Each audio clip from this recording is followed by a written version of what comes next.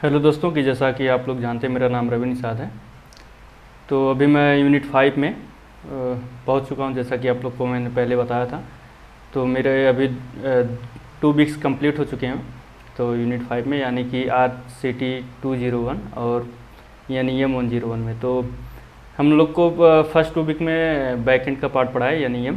तो सब बेसिक चीज़ें कवर किए, जैसे कि Node.js बेसिक एंड Express.js और MongoDB। तो बेसिकली होता क्या है इसमें, जो बैकएंड में रहता है कि जो हम लोग यूनिट 3 में देखे होंगे कि आप लोग API यूज करते हैं, तो वो बैकएंड में कैसे काम करती है, तो हम लोग को सब लॉजिक लगा के वही सब करना रहता है। तो सब सॉर्टिंग कैसे होता है, फिल्टर कैसे होता है, जो हम लोग क्वेरी डालते हैं तो क्वेरी कैसे एक्सेप्ट करा के मतलब फ़िल्टर करके देता है, तो वो सारी चीज़ें रहती हैं। और अगर रिएक्ट से कंपेयर करूँ इसका, तो रिएक्ट के कंपेयर में इजी था। अभी तो बेसिक ही पढ़ा है, तो आगे चल के देखेंगे। और एडवांस हम लोग को शायद क्या मतलब नेक्स्ट यूनिट में एडवांस पढ़ाएंगे बैकएंड का। तो अभी ये बेसिक हम लोग का ख़त्म हो चुका है। तो अभी जो नेक्स्ट 2 वीक्स होगा उसमें हम लोग को रिएक्ट एडवांस पढ़ाएंगे। तो मतलब उसमें रिडक्स पढ़ाएंगे और कस्टम हुक्स कैसे बनाते हैं तो सब बताएंगे। और इसमें जो बैकएंड में था कि सब आपका डिपेंड करता है डॉक्यूमेंटेशन पे। तो सब आपको जो भी प्रॉब्लम आएगा सब डॉक्यूमेंटेशन से आप रेफ़र करके आप उसको आराम से कर सकते हैं। तो उसमें कोई दिक्कत तो ऐसे ज़्यादा आती नहीं है। और अभी तक मेरा एक इवैल्यूएशन हुआ है, अभी एक तो कल है, आज संडे है, तो आज वीडियो बना रहा हूँ। और अगर DSC की बात करें तो अच्छा, इंस्ट्रक्टर की बात करते हैं। इंस्ट्रक्टर हम लोग के सर वही हैं जो RCT 101 में जब मैं पढ़ रहा था तो असिंक लगा था मुझको।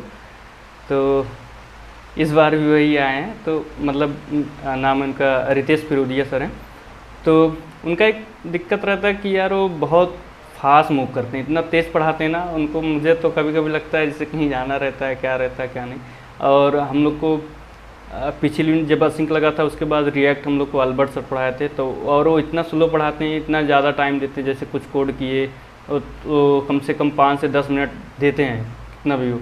और ये सर हैं कि मतलब जैसे कुछ कोड किए आप जब तक करोगे, जैसे 3-4 लाइन लिखोगे तो बस हो गया, ठीक है अब आगे बढ़ते हैं।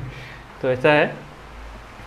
और जो DSA की बात करूँ तो DSA में हम लोग को पढ़ा रहे हैं DP और ग्रीडी पहले पढ़ा है, ग्रीडी टेक्निक।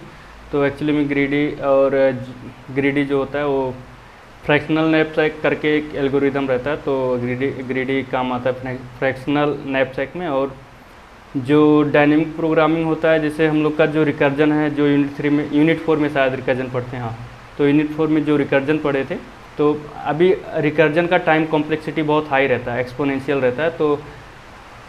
तो उसको हम लोग ऑप्टिमाइज़ करते हैं, तो उसको थोड़ा उसके टाइम कॉम्प्लेक्सिटी कम करते हैं। तो पढ़ा रहे हैं, यही सब चल रहा है। और हम लोग की इंस्ट्रक्टर हैं ऐश्वर्या मैम, अच्छा पढ़ाती हैं। लेकिन क्या है कि अभी जैसे DP हो गया, रिकर्जन हो गया ना, जब उसका ड्राई रन करते हैं इतना कॉम्प्लिकेटेड हो जाता है ना, मुझे तो नींद आने लगता है। बाद में मैं लेक्चर कभी देख लेता हूँ, लेकिन अभी चल रहा है। तो अभी हम लोग का 01 नैपसैक एल्गोरिदम ख़त्म हुआ है। तो यह है कि एक चीज़ मैं देखा हूँ कि मतलब जैसे ये आपको डिपेंड नहीं रहना कि नहीं, जो अगर सर पढ़ा रहे हैं नहीं आ रहा है तो फिर नहीं आया तो ठीक है भाई, नहीं समझ आ रहा है, अब एक एक्सक्यूज़ हो गया। तो इसको आप कहीं और जगह से रेफ़र कर सकते हैं। बहुत सारे यूट्यूब वीडियो आपको मिल जाएंगे। तो अगर आपको वहाँ का नहीं समझ आ रहा है तो आप रेफ़र करिए, लेकिन उसको समझिए।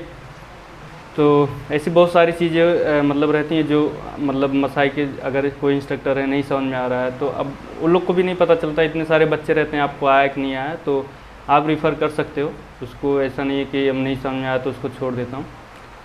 और बहुत सारे मतलब मेरे दोस्त हैं जो कमेंट करते हैं कि यार DSA में ऐसा ऐसा। तो देखो, DSA का मैं तो एक ही चीज़ बोलूँगा कि उसको आप कोई भी कोड लिख रहे हो, अगर कोई कोड नहीं समझ आ रहा है तो उसको एक बार ड्राई रन करिए, ड्राई रन करके समझिए।